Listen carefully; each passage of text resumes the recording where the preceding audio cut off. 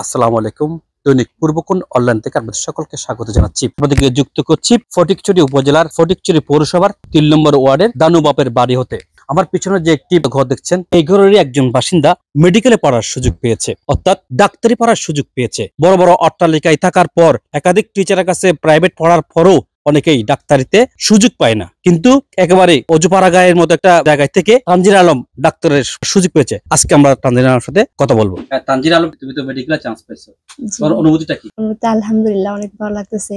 তোমার পড়ালেখার একটা কাহিনী আছে, সেটা যদি একটু বলতা। পড়ালেখার কাহিনী হচ্ছে, আমি দক্ষিণ রাঙ্গামাটি সরকারি প্রাথমিক বিদ্যালয় থেকে বিএসসি পাশ করেছিলাম এবং পরিচয় সরকারি বালিকা বালক উচ্চ বিদ্যালয় থেকে এসএসসি এবং পরিচয় সরকারি কলেজ থেকে 2024 সালে এইচএসসি পাশ করেছি। শৈশবের যে কিছু কথা ছিল, এগুলো যদি একটু বলতা। আমি নানুর বাড়ি, আমার বয়স যখন 1.5 বছর, তখন থেকে হচ্ছে আমি মামার বাড়িতে আছি। আম্মু মারা যায় আমার বয়স যখন 5 বছর তখন, কিন্তু মামারা হচ্ছে এর আগে আদর করে আমাকে নিয়ে আসে। আমার আব্বুর সাথে আমার যোগাযোগ নাই। যে পড়াশোনাটাকে আগে থেকে টার্গেট ছিল?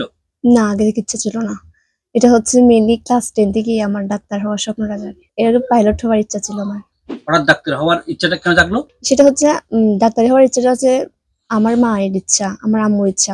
আমার আম্মু যখন ছোট থাকতে আমাকে পড়াইতে বসতো, তখন নাকি একটা কথা বলছিল যে, তানজিনা, তুমি বড় হয়ে ডাক্তার হবা, আম্মুর সেবা করবা আর মানুষের সেবা করবে, এই কথাটা বলছিল। তখন তো ছোট ছিলাম, এত কিছু তো বুঝি নাই, মনেও নাই। তখন যখন আমি ক্লাস 9 সায়েন্স নিয়ে পড়তেছি, 9 মামিটা তখন বলে নাই, ক্লাস 10 এর দিকে পরীক্ষার আগে করে বলছিল যে, একদিন হঠাৎ মামির সাথে কথা বলতেছিলাম, ওই সময় যে বলছিল, আম্মুর কথা উঠছিল, ওই সময় যে মামি বলছে, তানজিনা, তোমার আম্মু বলছিল যে তোমাকে ডাক্তার বানাবে। যখন মামি থেকে ওই কথাটা শুনছি, তখন থেকে আমার ডাক্তার হওয়ার ইচ্ছা। তুমি মাধ্যমিক এবং উচ্চ মাধ্যমিক কোথায় করছো? মাধ্যমিক হচ্ছে যে পরিচয় বালিকা বালক উচ্চ বিদ্যালয় থেকে, আর উচ্চ মাধ্যমিক হচ্ছে পরিচয় সরকারি কলেজ থেকে। তুমি কতক্ষণ পড়ালেখা করতো তুমি? দৈনিক আসলে ভাইয়া এভারেজ আমি আসলে টাইম হিসাব করতাম না। আমি যে আসলে টার্গেট দিতাম যে এতটুকু থেকে এতটুকু পড়তে হবে, আমার মেইনলি হচ্ছে সবসময় আমি টার্গেট নিয়ে পড়তাম।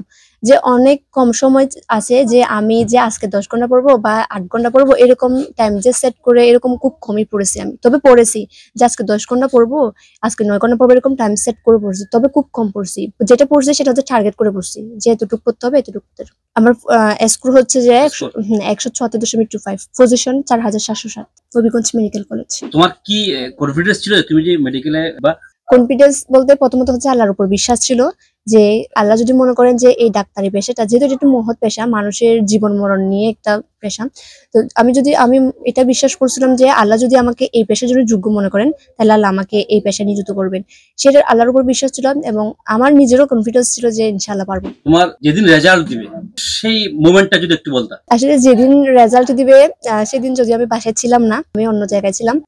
ভাবছিলাম ওই দিন সন্ধ্যায় রেজাল্ট দেওয়ার কথা ছিল, কিন্তু হঠাৎ ওইখানে যেখানে যাই, সেখানে আমার মোবাইল তো ছিল, ওইখানে গ্রুপে একটা ভাইয়া যে বললো যে আজকে তোমাদের হয়তো দুপুরে রেজাল্ট দিবে। ওইটা শুনে আমি আর থাকতে পারিনি, আমি সাথে সাথে বাসায় চলে আসছি। বাসায় চলে আসার পর রেজাল্ট যদিও বিকালে পাই, বিকাল অব্দি অপেক্ষা করে দেখতেছি, মানে দেখতেছি যে কখন রেজাল্টটা পাবলিশ হবে।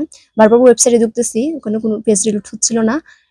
হঠাৎ করে বিকালে নামাজ পড়ার পর দেখতেছিলাম, মানে বারবার ট্রাই করতেছি কিন্তু কোনোভাবে পাচ্ছি না। হঠাৎ করে দেখতেছি যে অ্যালটেড মেডিকেল কলেজ 19 কোড দিছে, মানে খুশি হয়েছিলাম। অনুভূতিটা কি? অনুভূতিটা আসলে আমি প্রিপেয়ার ছিলাম যে না, আসলে আমার একটা অ্যালটেড মেডিকেল কলেজ একটা আসবে, ওটার জন্য আমি প্রিপারেশন ছিলাম। মানে আমি রেজাল্ট দেওয়ার আগে থেকেই আমি ওইখানে একটা কোড মানে মনে বসাই দিয়েছিলাম যে না, আমার অ্যালটেড মেডিকেল কলেজে কিছু একটা কোড থাকবে, ফাঁকা থাকবে না।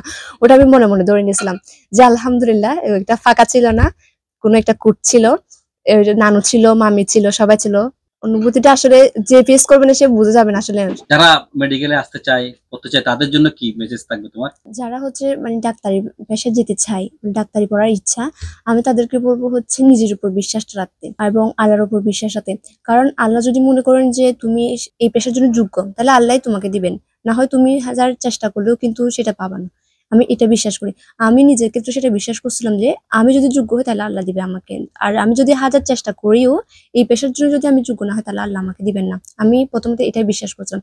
এরপর হচ্ছে নিজের চেষ্টাটা নিজের দিক থেকে সর্বোচ্চ চেষ্টা করতে হবে, যাতে রেজাল্টের পর একটা জিনিস বলে আফসোস না হয় যে আমি আর একটু করলে পারতাম, এটা যেন মানে নিজ থেকে আর বলতে না হয়। আর আমরা যদি রেজাল্ট যদি নাও পাই, তাহলে মানে এটা বলতে পারি যে আমি আমার সর্বোচ্চটা চেষ্টা করছি, এখন বাকিটা আল্লাহ হয়তো দেয় নাই।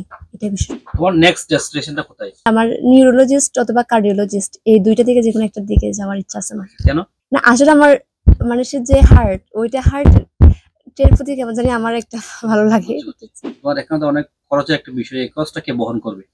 খরচ হচ্ছে আমার মামারা বহন করবে। এর জন্য তোমার কি কোনো ব্যাগ পেতে হবে খরচের জন্য? হ্যাঁ, ওটার জন্য একটু চিন্তিত আছি আসলে। কারণ একাডেমিক খরচটা আর মেডিকেল খরচটা একটু অনেক ডিফারেন্স আছে। কারণ একাডেমিকের খরচটা তো মামারা পারছে। এখন আমি সামনে যদিও মামারা দেবে বলছে, কিন্তু সামনে যে আসলে কষ্ট আছে মানে ছাড়াই দিতে পারবো কিনা ওটার জন্য একটু চিন্তিত আমি।